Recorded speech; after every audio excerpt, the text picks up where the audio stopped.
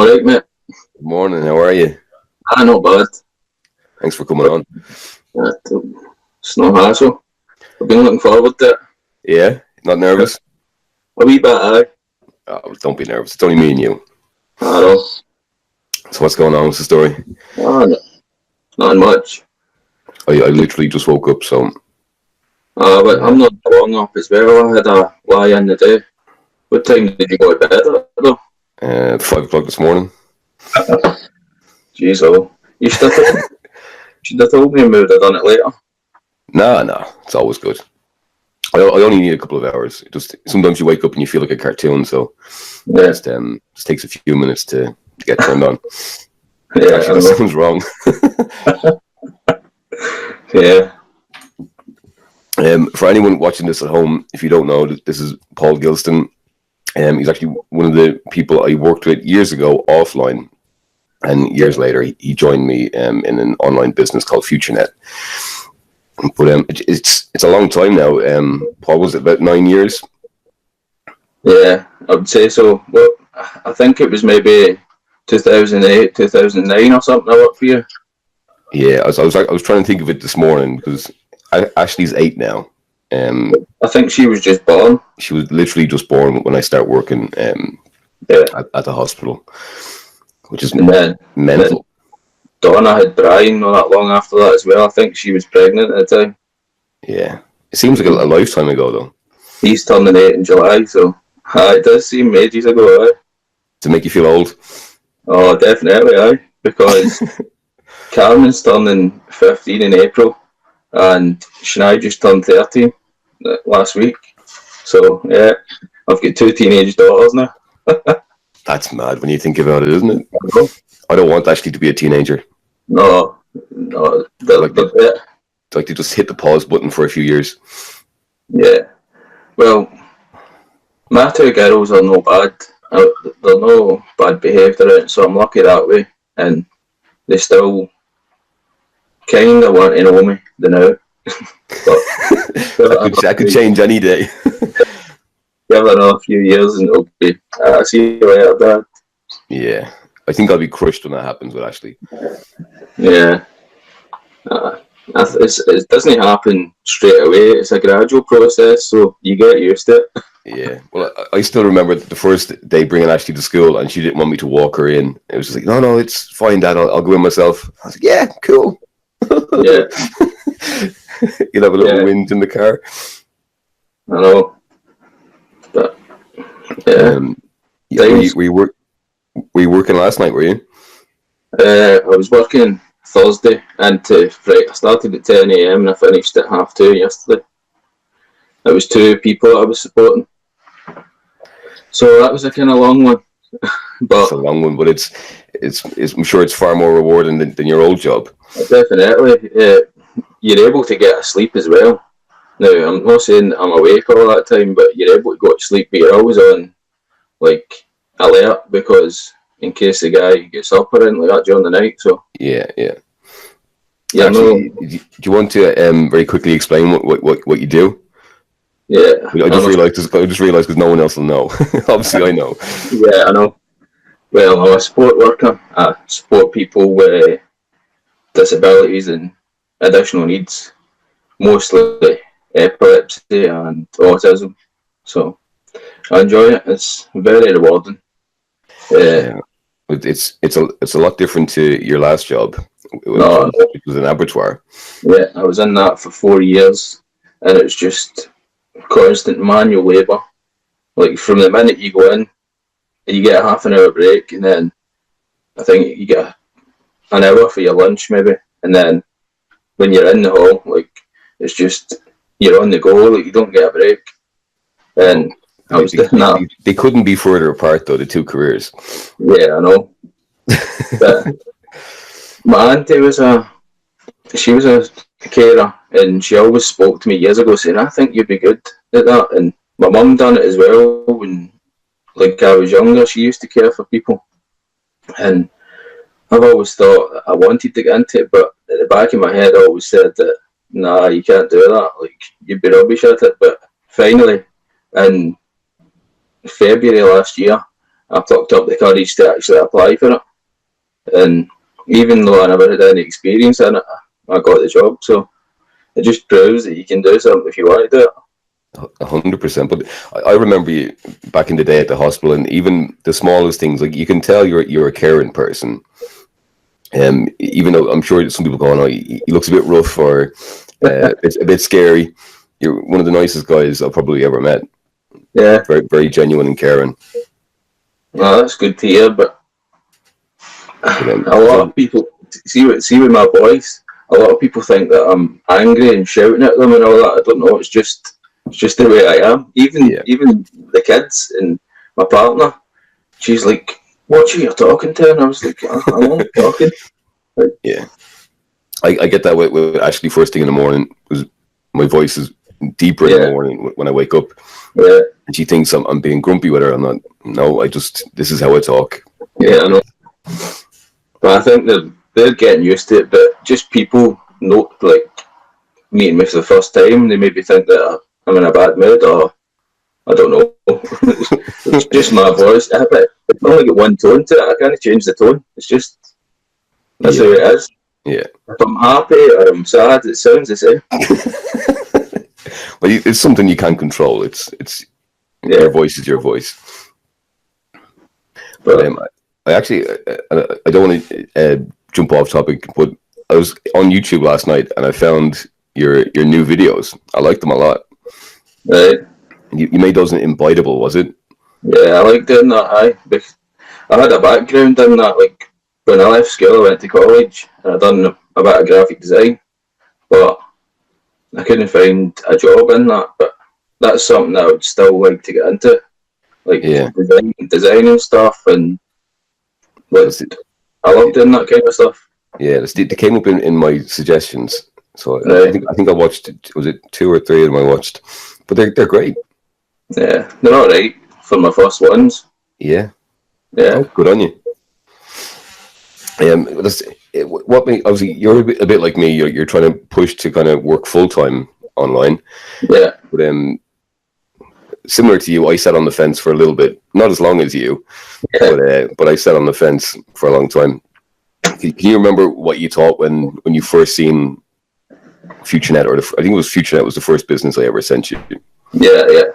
I remember seeing your videos, and you had already made a bit of commission. I was like, it must be real. Like, I know Alan, he's a good guy. He wouldn't send you this if he wasn't being genuine. Like, so I looked into it, and then I think Mark Crosby's video came up as well. I was looking at his, and I was like, yeah, that's brilliant. Like, and at the time I was in the slaughterhouse, and I just thought, this is my way out of here.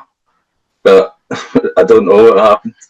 Like, I wasn't in a good place personally to do that. Like, see, because you were working hard in that slaughterhouse, coming home, and I was on prescription drugs at the time for my joint pain, and I was always tired, and I never had a chance to get online later on. Yeah. So then I bought traffic for my first time. I never seen anything. I think I done it twice. I never get any leads around like that, and I never had any money to buy packs either. So that was a big stumbling block. And I think we had holidays booked, and I was on minimum wage at the time, so most of the money that I was getting was going towards the holiday, and that was my focus at the time. But I just thought, this is brilliant. I think I joined in December 2016. Yeah, it was fairly early on. I regret no pushing it and going for it then, because that was a while ago. I could have had a small chunk of money somewhere right now, but yeah. I'm glad that everyone sits on the fence, because even if someone signs up today, they're going to go read as much as they can about the business, or they should go read about the business and watch videos and understand what they're getting involved in. Even though I wasn't active, I was still in the Yellow Brick Road group, and I was still in your group and seeing everything you were doing. And I just kept on saying to myself, right, I need to get back into this. I need to get back into this constantly. And I'll do it. I'll do it next week. And I don't know what clicked. I think it was me getting a new job, and that actually flicked a switch in my head saying, you can do it. Like, you got this job, and you never had any qualifications, so you're able to do anything if you want to do it, so I'm going to do it. That's me. I'm focused on succeeding online now. It definitely seemed, well, since you got the job, you 100% seemed a lot happier and healthier looking. Yeah. But it is like you just decided, because you just hit the ground running. Yeah. Like, you were very quiet on Facebook, and then all of a sudden there's videos coming out, and even you sitting in the garden shed making videos. It's great to see. Yeah. Well, I'm proud of you. Even this morning when I told Donna that I was going to be coming on with you here for this show, and she was like, "Have you made any money yet?" And I was like, "Yeah, there's money in the future ad pro account, but I can't take it out." Like, she doesn't understand the process that you've got to start. Like, there's no point in taking it out because you're not going to build anything. Yeah. No, so, it is hard. Does she give you a lot of stick for it, or? No, she just looks at me as if I'm a weirdo. But until the day that I'm able to like make the first withdrawal and she sees it in my hand, then she'll probably support me there. Yeah, well, she thinks it's all that crap right now. Yeah, it's just some weird hobby he's doing. I don't know. But I was the same way. A lot of people thought I was nuts until I changed my car on a whim. Yeah, I remember that. They were like, "How did you? That's real." I'm like, yeah, it's real. I know. But it's funny how people think. Yeah, even my daughter, Shania, I was telling her about it. She's just turned 13 now, and she's looked at some of my YouTube videos and just pure ridiculed me. Like, haha, look at you. You're dafty. Like, what do you think, you're actually going to make money? And I'm like, yeah, I'm going to make money. And see, when I make money, I said, when you're older, I said, I'll get you into it as well. You can make money as well. Yeah. She's like, nah. She said, that's a scam. That's just, and everybody said, I think that's like built into somebody said that making money online is a scam. Yeah. I think a lot of people just think you have to have a 9-to-5 job, and there is no other option. But that's the way you're brought up in this place anyway. Like at school, you're taught you need to leave school, go to college, uni, get a job. Yeah, a 9-to-5 job. To me, it's the exact opposite of what you want to do. Yeah, definitely. Yeah, because I've watched my friends going to college for 4 years trying to get master's degrees, and then they come out, and then they're all applying for the same job at McDonald's. Because there's none of these high level jobs that they're looking for. I know, even people that I went to college with in the graphic design course, they went to uni after that. They got their degrees, and then I think I seen one of them working in Asda, and I was like, "What happened?" And he was like, "Can't get a job." And I was like, kind of relieved that I didn't do that because it was a lot of money to go to uni and all that. Yeah, well, you're putting yourself in a lot of debt for. Yeah. Well, unless it's something that you really love, which might be worth it. But I'm still paying off my student loans now, like.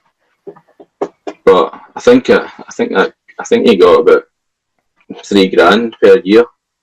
So I was there for 2 or 3 years. So yeah, take that out of my wages. See when it comes in, they just take that straight away without even asking you. No way. But that debt just follows you, doesn't it? Until it's gone. Yeah. As I didn't go to college. I left school when I was 15, and I actually had to go back and sit our junior cert. I'm not sure. I think that GCSEs in England, is it? Yeah, something like that. Right? Yeah. So I just had to go back and sit the exam. Right. And I think I got 7 passes and 2 honours, which wasn't bad for not studying and not being in school. Maybe I should have stayed and paid more attention. Yeah. It's something I don't regret leaving. Yeah. I left when I was 15. I was in 4th year. I done my exams. Pardon me. And I was turning 16 in the August, so I was 15 when I left. And I done alright in my exams, but I never really had anybody to tell me to stick in. Like, I was my own person and I didn't listen to anybody. Like, I just wanted out of school and in a job, earning money, and I didn't think about my future then. I just thought about the money right there and then. Yeah, I was the same. I think for me, what happened was, like, you start working all your summers and stuff. Yeah. For 2 summers, I had really good jobs. I think I was earning more than my dad at the time. And I was like, well, I don't need to be in school. Look at all this money I'm making. Yeah. Looking back, it wasn't life-changing money or even probably acceptable money to me now. Yeah. But at the time when you're 16, you're going, yeah, I'm loaded. You can. Yeah, I know. There's nothing I can't buy. I used to do a bit of caddying for golfers, like foreign golfers that come over. And when the British Open was on, the qualifying rounds was at the golf course that I caddied at. And you could make good money there, I think. The first time I caddied for somebody in that, he qualified. I think I was about 14 at the time, and he gave me £100. And it was like £250 notes, and I was like, wow, man, I could make serious money. And I just thought, this is what I want to do. Like, I want to be a professional caddy. And I still done it when I left school. Even when I had a job, I went caddying at the weekend, and I'd maybe make like 80 quid or something like that. Yeah. So 80 quid on top of your wage. So, but it's mad how you think when you're younger. Yeah. Well, there's still guys doing that now. That when I used to do it, like, they do it every day. That's their job. Like, that's their career. But it's a hard career. Like, you're humping bags about all day. Yeah, I can't imagine it would be. It's probably great in the summer months. I can't imagine it's that great in the winter. No.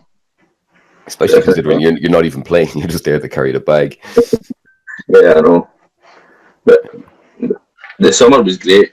You see, before the Twin Towers fell down, well, nobody wanted to fly after that.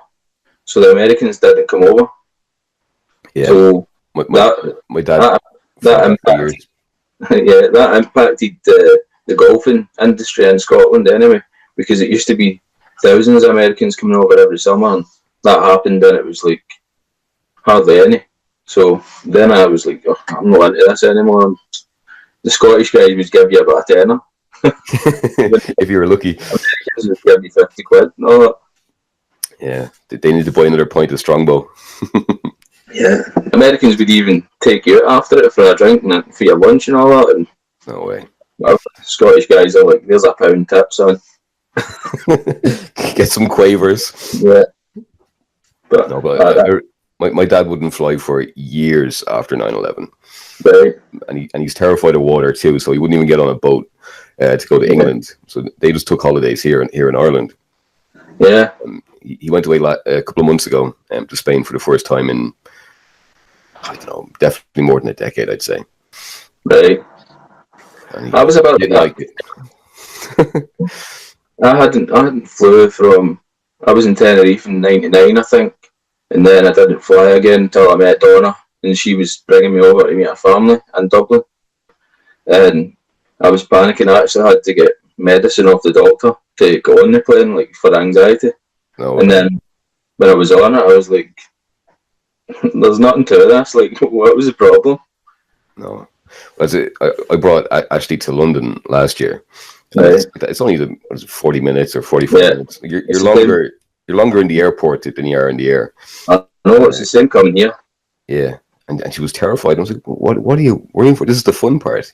It's great." I was like, when you're taking off, I was like, look back and you can see it tilted, and eventually she calmed down. Like, but it's funny.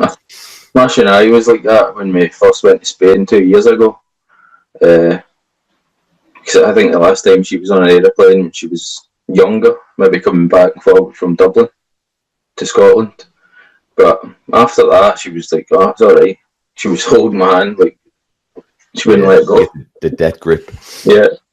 But, yeah, I'm not going on holiday this year. We went one last year. We went one the year before. I'm concentrating on getting my driving license and getting driving. Oh, wait. Time for a new car. Yeah. I know I drove over there, but it wasn't. I never had a full license. You don't need it.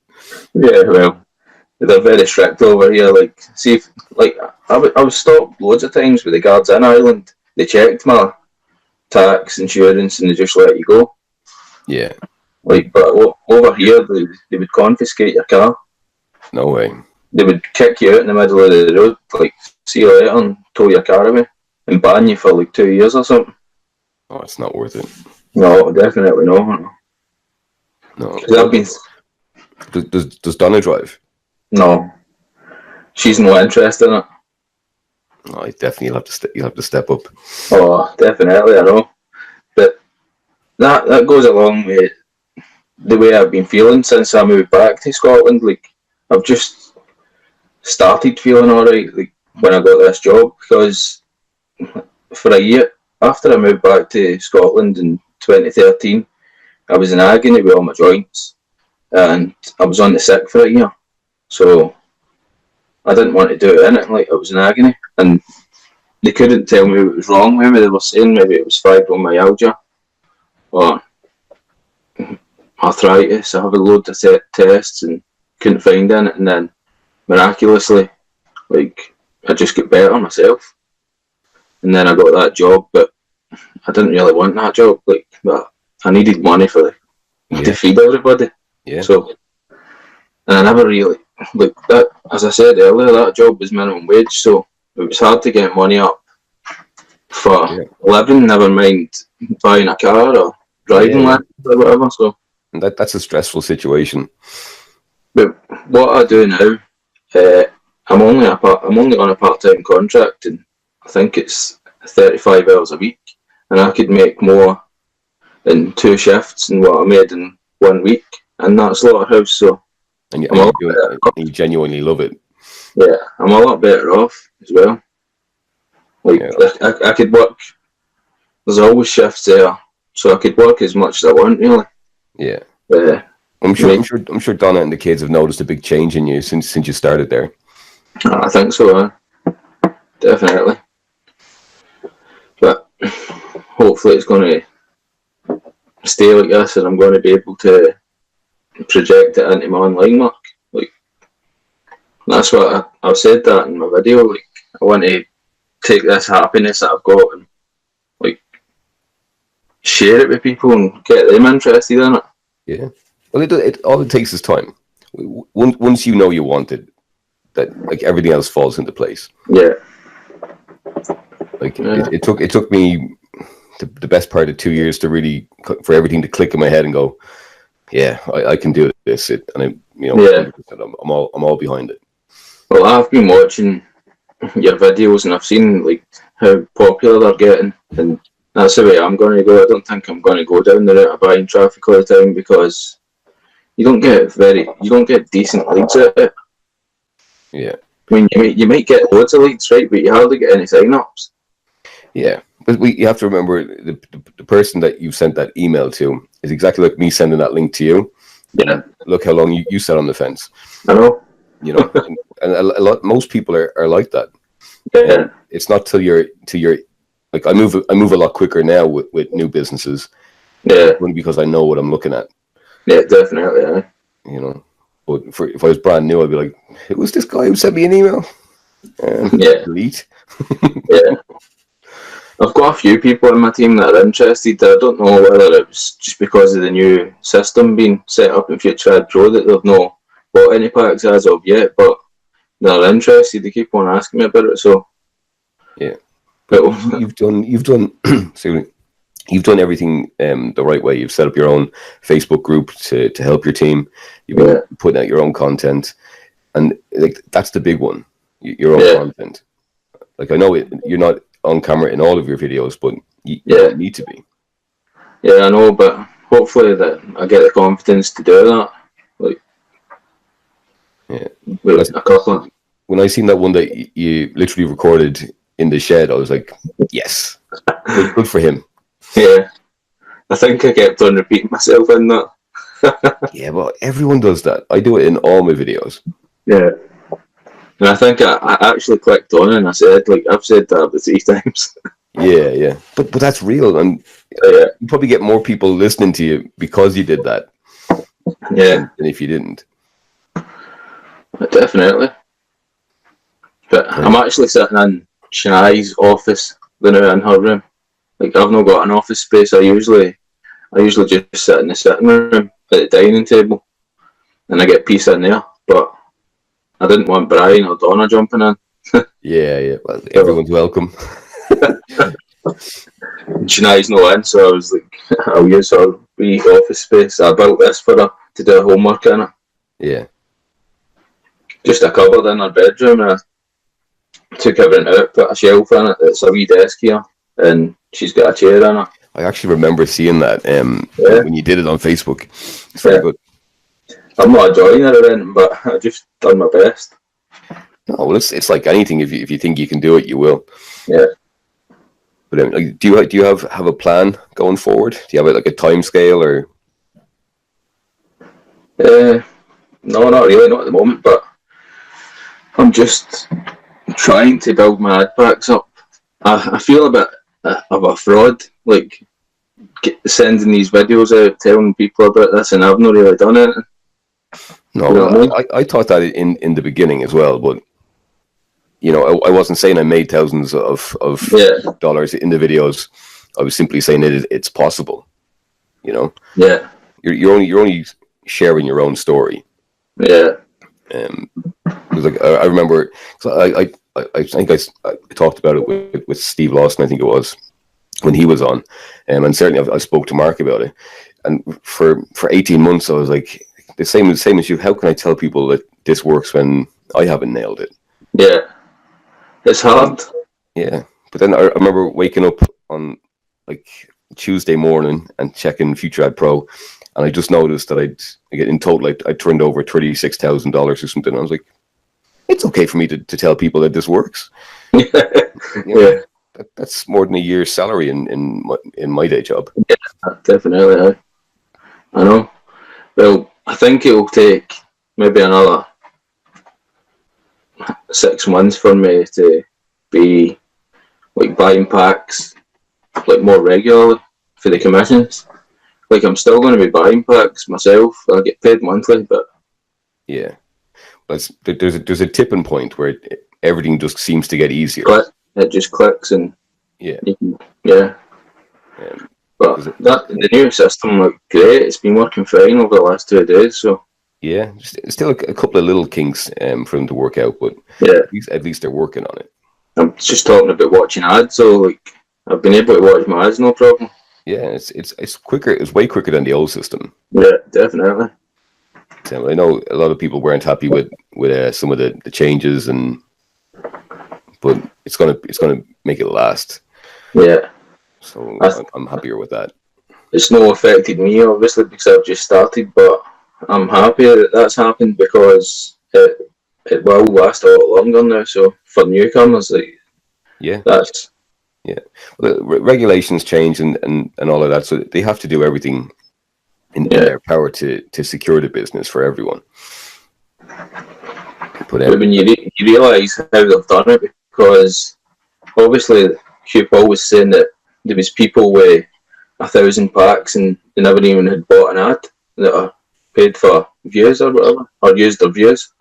Yeah, well, that event I went to. I heard about a guy who had 50 accounts, and they were all pretty much maxed out, and like that, he'd never assigned a view in all the years he was with the company. Shocking, but that's how they've changed it. So it will be better in the long run for the company and everybody in it that's involved with it. Big time.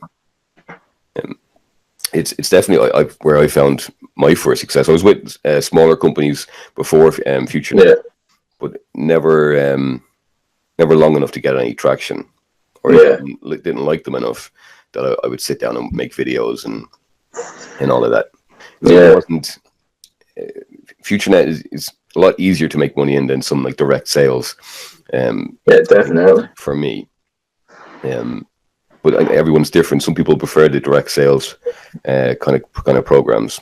Yeah, I'm not a very salesy person. Like, I don't like people coming up to me pitching stuff. So for me to do that to somebody else, I'm like, I don't even like it. So yeah, I'm the same, and that's why I use video, because it's a lot easier just to go, this is what I'm doing, and if you like it, links in the description.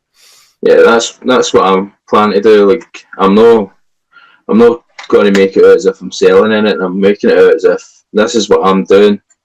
If you're interested, you can do it too. Like everybody can do it. Yeah. I think we'll have to think of a little slogan for you. Yeah. Well, it's funny because when I left school, I did go into sales, and I was picking the leads up for salesmen, but I was chapping doors trying to sell kitchens. No way. It's come full circle.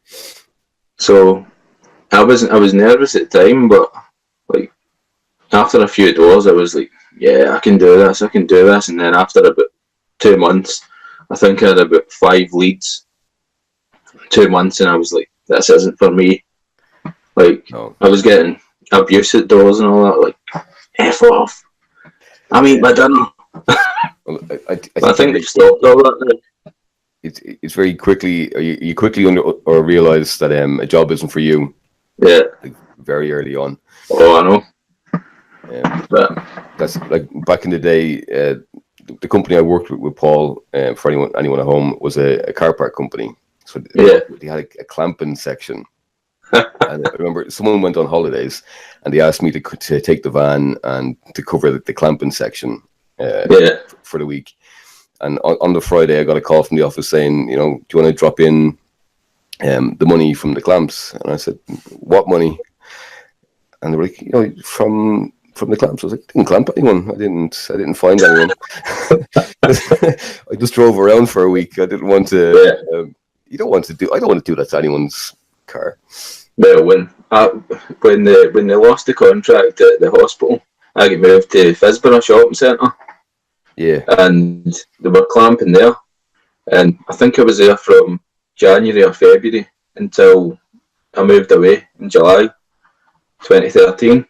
And I think it was like in June, I had the boss, Dave, just come down, or he phoned me. And in fact, they set me up. They put one of the other managers' cars in the car park at 8 o'clock in the morning. And he phoned me at 12 and said, see that car sitting there? He said, the reg. I said, yeah. He said, how's it not clamped? I said, oh, it's just come in. He said, it's not just come in. That was Natalie's car. And then I was caught then. Well, I wasn't clamping anybody. I was just telling them to hurry up and get out of there. I was like being the nice guy. Yeah. And then after that, I was like, this is my job. Like, I need to start doing that. I was clamping everybody. Then they were all shouting, there's that crazy Scottish guy coming. You could see the clamp dragging along, the chain dragging along with it. Because it was round the back of the shopping centre, and you had to go out and pick it up and drag it around. Yeah, and you could feel the chain coming. You see everybody running out of the shops. I hated it. Yeah, I just couldn't do it. I just drove around for a week. He said to me he wanted 2 clamps a day a week, and I was like, I think that was another reason that I moved back to Scotland as well, because they were doing that to me, and I was like, I can't do this all the time. Like, I'm not that kind of person. No, I think I had it a lot easier in that company because I was a floater. So yeah, I didn't have a particular site. I was just different places each day. So it was really just my job just to slot in and fill the space. Yeah. And then keep going. So I think I had it easier than anyone who had an actual site to be on. Yeah, probably. But it was probably still more frustrating for you because you were here there one day and there another day and not really getting. Or did you like that? Yeah, I don't like being in the one place. No, I like being familiar with my surroundings. No, I after a while I get bored. Like not that there's no challenge, just you start seeing the same faces over and over again. Like, oh. And it could be worse. You could go into a place and you don't get on with the other guys. Yeah, this is torture. Well, at least tomorrow I'm off to Stillorgan or I'm going wherever. I must say, like that's one of the best jobs I've had, but like they weren't that bad. Like, to be honest. No, I got on very well with Natalie. I done well with everybody. Like even Dave, when he basically gave me an ultimatum, like start clamping or we'll get rid of you. And then when I did start clamping, he was like, "Oh, you're doing well and all that." So because I needed to give you, more. he needed to give you that kick up your bum. He said because we were losing money, like because the person that was there before was obviously clamping a lot of cars. Yeah. And they'd seen a big gap where there's this money that usually comes through that shopping centre. It's non-existent. Oh. I was constantly sitting in the off license talking to all the staff in there. I used to pull my car around the side of Eddie Rockets, and I just sit in there. I get out and check the odd time, just show your face, and yeah. But because that's kind of a bit of a crazy spot there in Fisborough. Oh, definitely. Like I'd clamped a few cars, and it was like travellers, and they were going nuts. Like, I'm going to cut your ears off. I'm going to do this. I'm going to do that. And I'm like, yeah, calm down. Like, and then I was like, whenever the shift finished, I don't know when it finished, but I was like, hurry up, man, like, get me out of here, like, before these guys come back. It's not worth it. It's not worth the hourly rate. No. But they just come back when I wasn't there and just cut the clamp off and left it there, so. Yeah. The funniest thing I seen there was a guard was on a push bike and he got off to I think it was a junkie or whatever had been shoplifting. Is it a gala shop that's across the road from it? Yeah. Like a Spar or something like that. And so, another guy ran up and took the bike and just kept going. I remember driving home thinking that poor guard has to go back to the station saying, I've lost my bike. It's been stolen. Yeah, they don't think there's fast around there. Like the people that live there, they're like they don't miss anything. Like, see if you leave in it, they'll be away with it. Like, it's a rough kind of spot, isn't it? Yeah. But well, some people get intimidated in those kind of places, but like where I grew up wasn't the nicest of places. So it seemed normal to me when I was same. I think that's how I go on well with everybody there. Like even all the people that were like down and outs and they were barred for shops and all that, they'd be out talking to me and all that, and people were like, why are you talking to him? And I was like, he's all right. Yeah, he's grand. He'd tell me what I'd done and all that, and I was like, all right. I seem to attract people like that. Yeah, but it's a good skill to have to be able to just talk to anyone. Yeah. So some people get, there's a couple of guys I work with now in Dublin Airport, and I can't imagine them walking through where I grew up. Yeah. Well, I'm the same. The place I grew up wasn't that nice, but like, see, because you grew up there, that's normal for you. Yeah. And then when I've come over to Dublin, people are saying, I wouldn't walk through there, and like parts of Blanche and all that, and I'm like, it's fine. Like, that's just normal for me. Yeah, well, obviously, I grew up in Blanche. I had a few knocks and stuff there, but everyone else, this is just everyone's life. Yeah. I actually remember when I met Ashley's mum. I can't remember. We're talking about like childhoods and all that kind of stuff, and all my stories were filled with like robbed cars and things going on fire, and like Ashley's mum was just grew up in Swords, a very nice area. And she was shocked. She was like, "How did you live there?" I was like, "What? That's normal." I was like, yeah. Like we didn't all have unicorns and rainbows.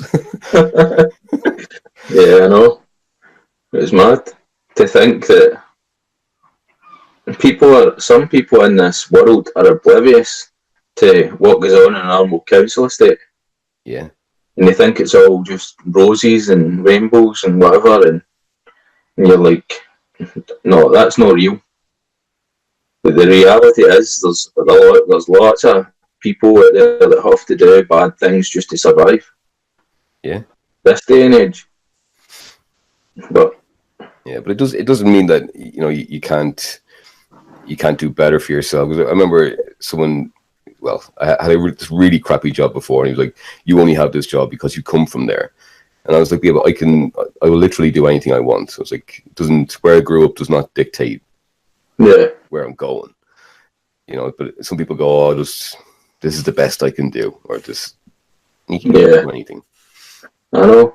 I've had a few people along in my years anyway saying, "Oh, where are you from?" And I say Irvine, and that's a kind of rough area. It's about 30 miles from Glasgow, and they're like, "Oh, Irvine," like they turn their nose up at you, and you're like, "What?" It'd be well known, would it? Not well known, but it's no, there's very few nice places in Irvine. Put it that way. Nowadays it's full of drug addicts and alkies and you name it. You walk through the town and it's like The Walking Dead. Yeah. All walking about at their face. Oh, it's crazy what drugs do to people. I don't know, I think it's just this area. Like the west of Scotland isn't that, I don't know, there's not a lot of opportunities for people, but this is a great thing to like get across to people that you could make money online. And it's just trying to get that into their head though. Because they're so backwards, I think. That's the way I see it. Like, yeah, it's the same here in Ireland. I think there's some countries that are definitely more open to making money online than others. But I think in Ireland, England, it's kind of like, what are you doing? Like, just get a job, have your few pints the weekend, and sure, what more? Yeah, I know. Like you can ask for a lot more. I think I've mentioned this to a couple of people that I work with, and they've just blanked me. They've just not even spoke back to me. They've just ignored it, and I've been like, "All right, I'll not mention it again to him. I know not to speak to him about it. He's not interested." Yeah, but you'll find that they're still watching. Yeah. Do you know what I mean? Like the minute you do something that's out of the ordinary, and it's because of what you did online, you'll get a lot more questions. Well, that's how I set up another Facebook, because I was when I started getting back into this, I was posting things on Facebook, my personal Facebook, and people were sending me messages like, "What you doing? You're mental." Like, and I'm like, I'm doing this. And sorry. No, you're did that come up on your screen now? No, nothing flashed up. I heard a buzzing, but nothing flashed up. But I've been, I don't even know what I was talking about there. You're saying about your Facebook account. Oh yeah, I was getting crazy messages from people and asking me about it, and then I would tell them about it, and then they were like, "Oh, you're full of crap," and I was like, "All right, if that's the way you want to think, then that's up to you. But I know that I'm going to make money." Yeah, well, I did the same. No matter. I used my personal account for a while, and then because I was getting a lot of like weird messages and stuff, I was like, I'm just going to set up a new profile. But it's gotten to a stage now where I thought I'd never go back on my old profile. So some of my friends and family have come. I've moved over. Yeah. Well, that's the way I hope. I don't care who sees what I do now. Yeah, I'm the same. Like, I'll do this for a wee while, and then once I actually start making like decent amounts of money, then I can show them proof. Like me showing them proof of my future Pro account, you know, whereas I've not made any withdrawals, and they're like, "That's a scam." Yeah. How do you know it works? They don't understand that every time I make $50, I'm putting it back in and buying another pack, and they don't understand that. It's quite hard trying to explain it to somebody. Yeah, it is. But like, I guarantee, even those people that said, "Oh, you're mental," yeah, in the background they're going, "I'm watching him." Yeah. Hopefully. It's not hopefully. It's try. I know it for a fact. Yeah. Purely because I work with, there's probably 50 guys in my section at Dublin Airport, and like when I first started, they constantly ripped the piss out of me, and now they're going, and a few people have joined me. Right. Others just ask a lot of questions, or they get more and more interested. Or some people only like little bits of it. So some of them enjoy these shows. Other people will tune into All My Lives. Yeah. And even the ones that say, "Oh, like that's mental," but they're still able to have banter with you over something you said in a video 2 weeks ago. Yeah. Everyone still watches. Yeah, well, the more videos that I make, then I'm going to get people watching it. Yeah. People that I know. Well, it gets to a point too, when you stay consistent, that after a while people start to go, well, hang on, he's not doing this for nothing. There has to be something there. Yeah. And that's the way I thought with because I found Mark's videos years ago, and for 3 months I was going, it's all bullshit. It has to be bullshit. And then I remember just literally lying down one night going, and I got a notification, there's a new video. I was like, why does he keep it? It can't be bullshit. Why is he just making the videos? This doesn't. There has to be something. Yeah. And that's what kind of got me to start looking more and more into it. I don't think I've ever once thought it was bullshit because it was you that sent me the link. Yeah. I don't know. It's because I already knew you. Yeah. Well, you were the first person that I'd ever known offline. Yeah. To join me or to even ask a question about it. Yeah. But I'm glad you did. I've got so much regret that I never done anything back then, but like you can't stop time, so the time is now for me. Yeah, but it has to be the right time as well. Yeah. Like as you said, you weren't in the best place, so you could have started maybe gone gung ho for a month and then went, oh, it's not for me, and then never come. Yeah, I know. Yeah, probably. Yeah. But I'm glad I did come back anyway. Yeah, I'm glad you did. I'm enjoying like making videos and that, but it took me a while to make the videos because I hadn't used that software, Biteable. But now I know how to do it. Like it's simple. I could go in there and make a video in maybe 10-15 minutes, depending how many scenes is in it, obviously. But yeah, there's a few scenes you could do it in 5 minutes. Yeah, well, I've only just heard about Biteable. Yeah. But I'll definitely be looking at it. I use Camtasia for everything, but you can make these little animated videos in Biteable, or is it all like that, or is it just a drag and drop thing, is it? You can put your own content in it as well, like, or you can use, there's already pre-made scenes. Yeah. You just change the text and change the picture. Like some of the videos that I made, it's like somebody holding a phone, and you can always change it on the screen. Yeah. So actually, when I seen that, I was actually thinking that'd be great to make an intro for your YouTube videos. Yeah, there is a lot of stuff on it, but it's free. But there is I joined it. I think it's like $20 a month or something, but you get a lot more content in it then. Yeah. A lot more scenes to use and like more like interactive ones that you can like edit yourself. Yeah. No, I'll definitely check it out. But yeah, seems alright, and you can put your own music in it as well. You don't need to use their music. You can put anything in it. Obviously, don't put Oasis in it. Like. Yeah. As soon as you upload it, it gets flagged. Yeah. But no, there's tons of free music out there to use. Yeah. No, that's all good. That's what I'm going to be doing soon.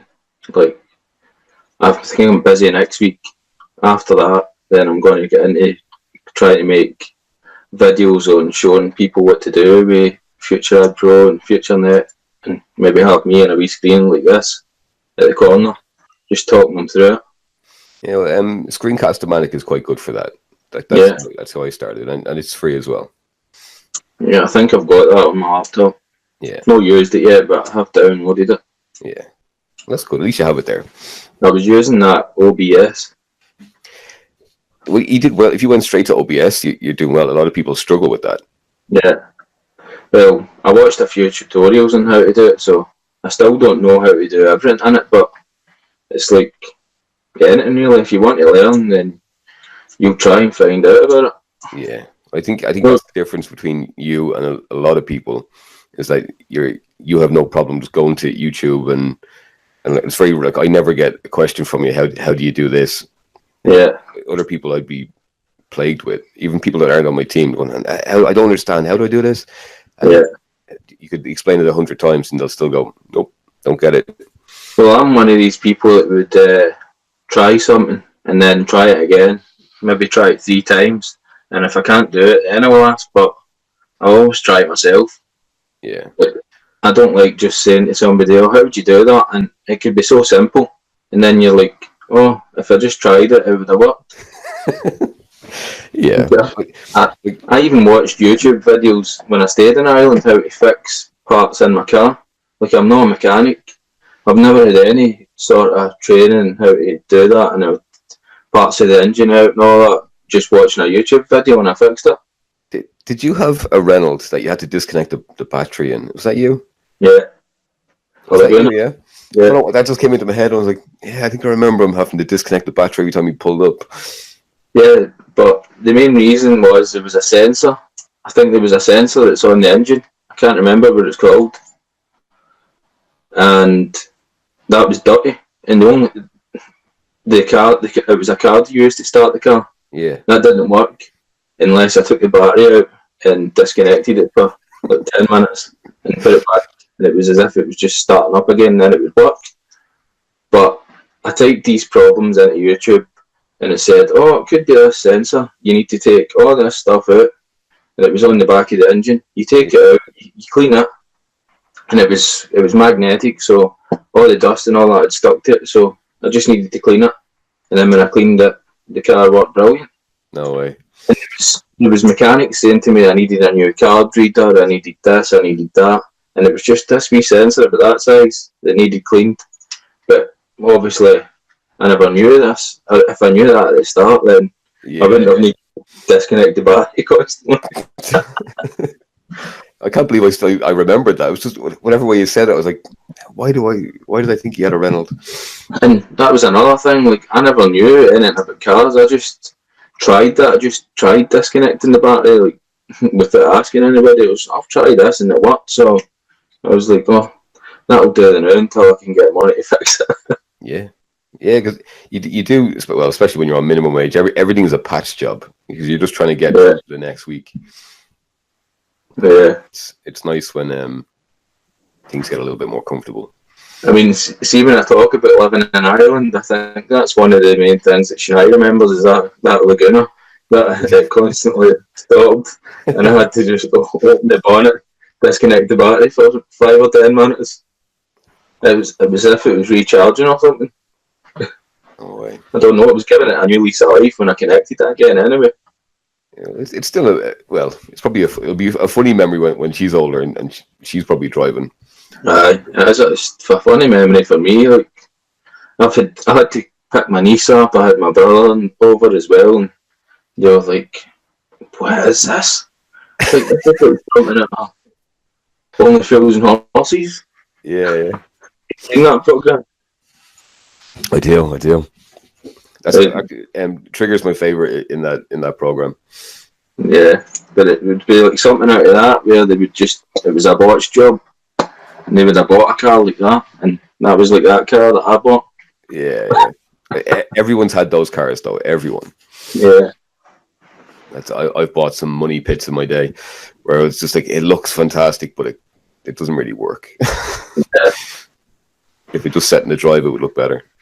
I'm glad that when I do buy a car now, like, the cars are a lot better over here, but a lot better quality. People look after their cars a lot better over here, whereas in Ireland, people are just trying to get away with taking it for an NCT and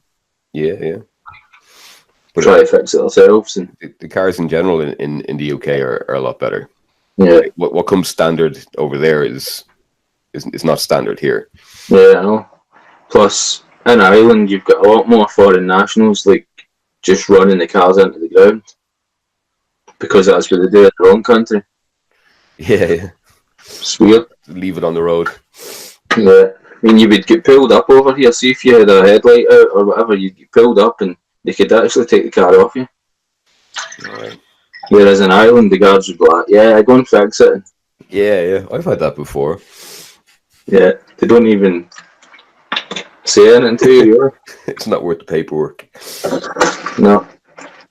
You'd actually be surprised at the amount of cars to get abandoned at the airport. Yeah. Where, you know, the guys going home to like Poland and Lithuania, and they just drive up to the doors and leave it. Yeah, because they probably bought it for a few €100 or something. Yeah. And they've had their money's worth out of it. They just tow it down and leave it in a yard, and it sits there for, I think it's 2 years or something. Yeah, and they eventually get crushed. Mad. Excuse me. How long have you worked at the airport now? Did you go straight into that job after? No, I was out of work for about 18 months, and then I got into the airport. So I think I'm there 3.5 years, maybe close to 4 years. Right. But well, this year, well, it'll probably be next year. But I'm pushing for this to be my last year. Yeah. If not, it'll definitely be next year. Definitely. Like, you're doing really well anyway. Well, you can only try. Yeah. Well, I have you to thank for doing this myself anyway. If I had never seen you posting that and then constantly watching you and the success that you've had, so I don't think I would have got into this if it was like a stranger that I was watching. So I don't know if I would have believed them. Yeah, no, I know what you mean, and I appreciate you saying it, but there's never any thanks to be given. You've done it. Like, I couldn't have done half of it for you. It was all you. Yeah. I just planted the seed. You put all the water on it. Yeah, well, hopefully it gets bigger. It will. Because I remember the exact same way when I started.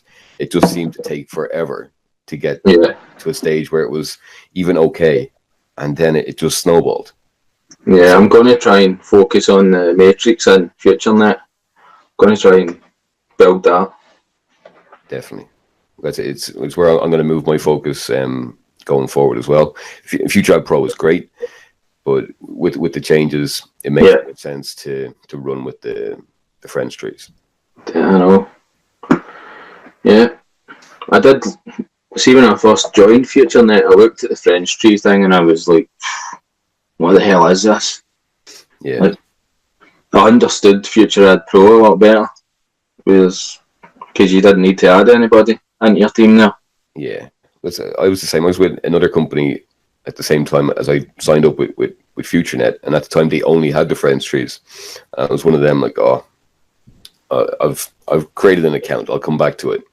And it wasn't until they launched Future Ed Pro that I got stuck in. But I know, and I'm sure you know, a lot of people now that have done ridiculously well using the French trees. Mm-hmm.